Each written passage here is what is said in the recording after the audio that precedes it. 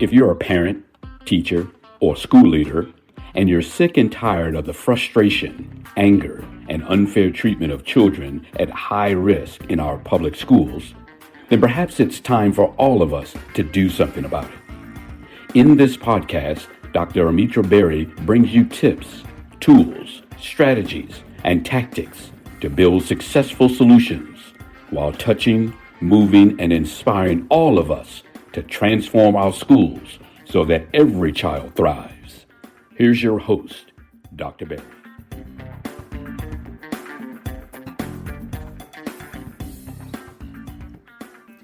Hey there, my equity warriors. I'm so happy we could come together again today. So the thought that popped into my head this morning is one about privilege. And it's something that I say all the time. Thought for the day, as it were. When you're accustomed to privilege, equity feels like oppression. So what I wanted to share with you today is really important for understanding a lot of the work of equity. So some of you may be teaching. If you're at recess, turn off the lights, close your door, ignore the knocks on the door until the bell rings. I think we can get through it in that amount of time. For all the rest of us, turn off the background noise. And you might even want to take some notes. But have you ever wondered, when you sit in the quiet of your own thinking and reflecting space, am I really doing what is equitable? Am I teaching, leading, or speaking with an equity mindset? Am I looking through the lens of equity? And how will I know? And I have to tell you, if you've ever had that thought, you're not alone. I've had it. And I think as equity became more and more a topic of discussion, it was kind of like, this is really terrible, but this is the way I could relate it as I think about the words of one Supreme Court justice in a case that I taught in did I teach this one in high school? Maybe. It may just be one I read for fun. But he said, I can't give you a definition of pornography, but I'll know it when I see it. So equity is kind of the same thing, right? For a long time, I couldn't give you a definition of it, or maybe you don't have a definition of it. Nobody's been able to give you one that you can really wrap your arms around, but you know it when you see it. And so I worked really hard to come up with something that was really, really simple when I was working with teams and schools and leaders. What is the simplest way that I can define equity? And maybe you've been in a workshop with me or you've seen it on a social post, but here it is. For those of you who've never heard it before, equity is freedom from bias against or favoritism for. And after I came up with that, that is so flippin' simple. Freedom from bias against children of color, children of low wealth, children who are LGBTQ, or I should say people, because it's not just children, but adults in our systems as well. And it's freedom from favoritism for any specific group of people. How about that? Race, language, literature. Think about history, science, discipline. Think about the bias that's involved sometimes in who gets assigned what teaching positions or classrooms. Or I know some of you are working in educational sales, textbook publishing, curriculum, etc. Who gets which territories? And no matter where you work, who gets what promotion, right? So equity, freedom from bias against or favoritism for. That part's easy now that we've got it. But then this big question arises, like, how do we measure that? So if you were sitting across the desk from me, I might ask you, how could you quantify or qualify equity? And we'd have this discussion, you and me, about SMART goals, specific, measurable, achievable, relevant, and time-bound. So we have to have goals that are that way. But then how do we measure those? So, we talk about KPIs, right? Key performance indicators, keep people informed, keep people interested, and create KPIs that are SMART too. And maybe we don't, that just doesn't come naturally to us. So by the end of today's episode, I'm going to give you 4 indicators of equity and how we can use those to measure equity in our curriculum materials, instructional practices, disciplinary actions and procedures, and pretty much anything else that's related to education. So One of the first things that we have to look for, one of the first things that we have to measure is this thing called meritocracy. Now, don't stay with me, okay? Meritocracy is the idea that power is held by people based on their ability. So when we look at meritocracy, when we are talking about equity, I always ask the question, who has the power? Actually, I ask two questions. So who has the power? And then, is the power being used for the good of those who are marginalized? Teachers, children, parents, caregivers. And I'm going to give you an example here. So I want you to think about AP coursework, right? If you're an educator, you're probably in a system that says that, we have access to AP coursework for everyone. Yeah, but do you have success in AP coursework for everyone? So there's one thing about having access. There's another thing about having equitable outcomes so that Black children and Latino children and children from low SES and Southeast Asian and Indigenous children, all those who are typically marginalized, whose outcomes we can see in our test score data, tend to have the largest gaps. Those kids need more than access. We need to be making sure that our children are equipped with the skills to be successful once they get in a program so that they have equal outcomes, right? That's how we get to equity. So that's one. That's meritocracy. The second one is standards. Oh, Lord. Yes, the standards. I know. And depending on where you are, everybody's got different standards. We thought that having Common Core state standards was going to make a big difference. And it did until politics got in the way. Isn't that always the problem? So some standards have a little more rigor. Others don't. We still have the same issues. But standards is going to be our second indicator because everybody's got them. And we tend to measure our student performance against the standards, right? We're supposed to teach to the standards, have them posted, make sure they're in your lesson plans, blah, blah, blah. So two problems. One is that in many cases, the standards aren't rigorous enough. So we're still creating children who are illiterate or innumerate or not equipped for citizenship. Okay, so issue with the standards, that's number one. The second problem is that even though we may measure students against the standards, I was in a workshop listening to, and I'm not even going to tell you what state it was because I'm sure if it happens in one state, it happens in others, right?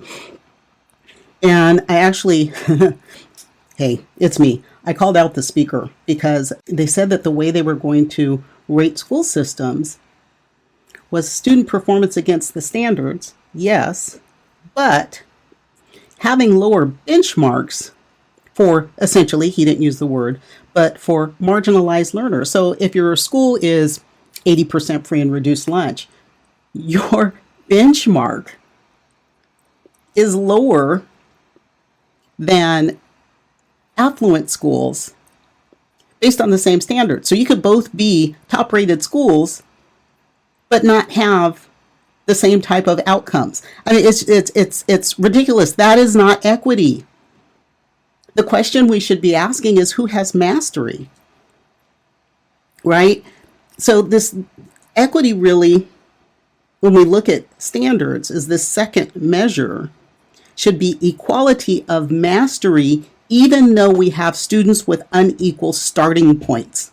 Because if I'm going to say I mastered fourth grade reading, picking fourth grade because we measure fourth grade nationally and in every other state,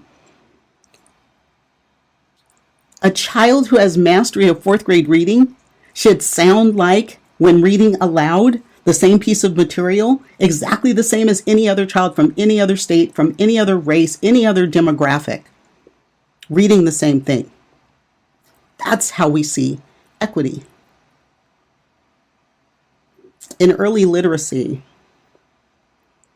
we have language is probably our biggest gap from when we look at where our kids come to school, right? You can walk into a kindergarten classroom, you have kids who are extraordinarily verbose and articulate, and as much as I hate the word articulate, that's the best word I can think of right now. But walk with me into a kindergarten classroom, I'm thinking about what you hear in a kindergarten classroom where the student population is a little more affluent, and then in another school where you are filled with marginalized learners. One of the things that we completely ignore is sociocultural language. So our kids who come to school with African American English, our kids who come to school with Chicano English, we're not teaching them school English. I always say we, even though I'm not in the classroom, I'm still going to own it. I'm still an educator. These are still my children. They should be all our children, collectively. That's why we're all here. We are creating this problem that comes later because they're not even speaking the same language that we're speaking in the classroom. They're not speaking school English. Let's not get it twisted, because probably 95% of us don't speak proper English in the classroom, whatever that is. But that's sociocultural language and not addressing that. So anyhow, rabbit hole, standards. That was number 2. The third thing we're going to look for, we're going to measure, is called impartiality. The question isn't, are we impartial? The question really is about who has representation. And I love this quote from Ann Richards. Ann Richards was the governor of Texas. Don't hold it against her. She was the last Democrat governor of Texas. And she said, if you're not at the table, you're on the menu. Think about that. So we think about impartiality. Who has representation, and look at the composition of classrooms, who's leading them, who's in them. First, big picture is that maybe we've got the contrast, or the challenge is that we have white ethnocentrism instead of cultural and linguistic diversity, because 80% of our elementary teachers, actually I think it's close to 80% across the grades, but definitely it's more than 80% elementary, but 80% of our teachers are white women. 80% of our children aren't white girls. More than 60% of the kids in public schools are culturally and linguistically diverse. 60% of our students are categorically marginalized learners. But because of the way teacher education from many, I can't even say most or all because I haven't measured, but a lot of colleges of education, I know that my own, even, though that was like back in the dark ages of the, whenever that was, more than 30 years ago or 30 years ago. Anyhow, they teach from a white ethnocentric perspective. So we go through teacher school, learning methodologies and looking at instructional materials and assessments and all these things from a white ethnocentric perspective instead of looking at it from a culturally and linguistically diverse perspective.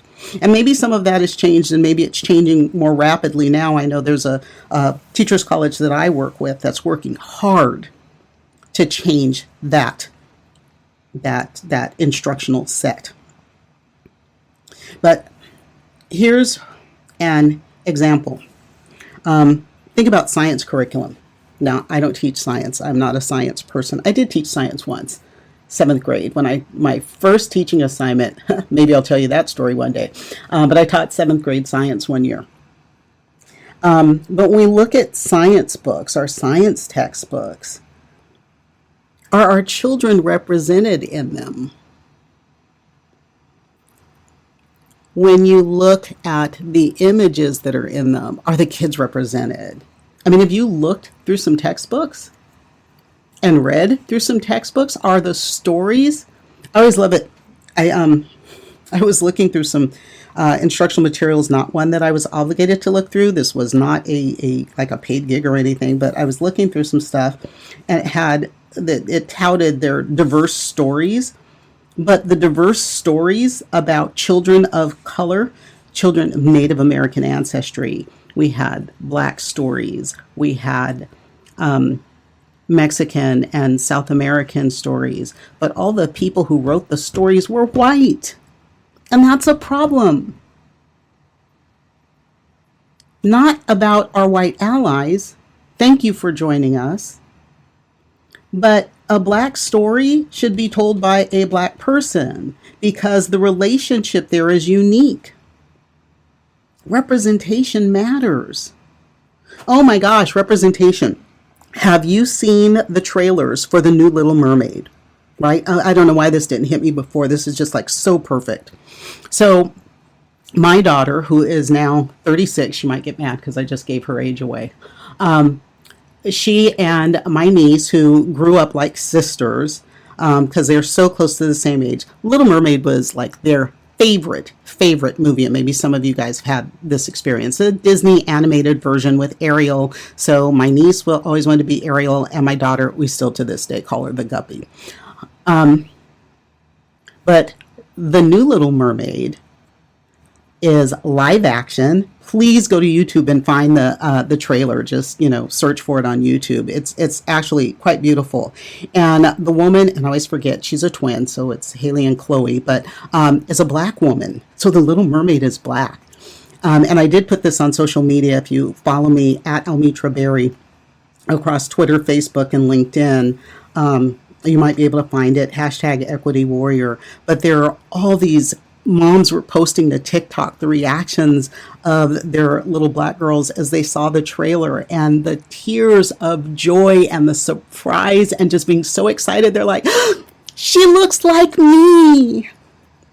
So when I told my niece and my daughter they want to go see the movie, so I think I'm going to treat them to go see the new Little Mermaid. That's representation. Seeing yourself in the instructional materials. So cool. Anyhow, okay. Fourth one is asset allocation. That's our final indicator. And we ask this question, and this one's always a little funky, right? But we want to look for positive structural inequality so we can undo the harms of systemic oppression and racism. So we think about, where do we spend money? Not so much to level the playing field, but to get everyone ready to play, to win the game, to end at the same place at a high level. We think about, where are our most qualified teachers, and are our most qualified teachers working with the students who need the most help? What about additional instructional minutes? Right? That soapbox I was on about time and materials and our kids needing what they needed. And my God, that was 20 plus years ago that happened. Where do we put our assets? And we think about the things that will really make a difference in the lives of our children and their academic outcomes. Should it be first dibs or best dibs as to what goes where? So what do you do? As equity warriors, what are we supposed to be doing? Well, first, start checking systems, policies, procedures, and actions. Systems, policies, procedures, and actions, right? Who's getting hired? How are we finding these people? Where are we placing them? What about professional learning? If we have issues with cultural competence or cultural awareness, are we developing the people in our educational systems so that they can deal with that? And outside of educational systems, for those of you that are in fields like educational publishing, are you getting that professional learning? What about discipline? Disciplinary policies, practices, and procedures and actions. Who's getting sent to the office? By whom? And why? And then we start setting some goals, right? So someone asked me the other day, give me a SMART goal, because they needed an example. So let's see if I can remember this one.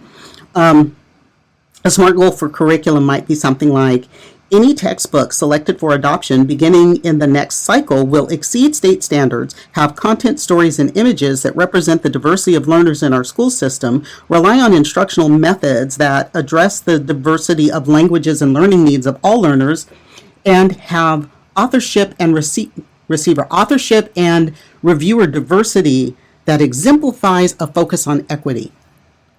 That's a mouthful. Don't ask me to say it again because I probably can't pull it out of my head again.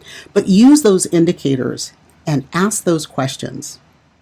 And then join me every week. Send your questions, topics, and requests to AskDrBerry.com, and I will answer those questions and bring you experts to help address those topics.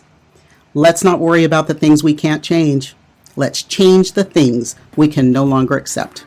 I'll see you next time. That's it for today's episode of the 3E Podcast. Head over to iTunes and subscribe to the show.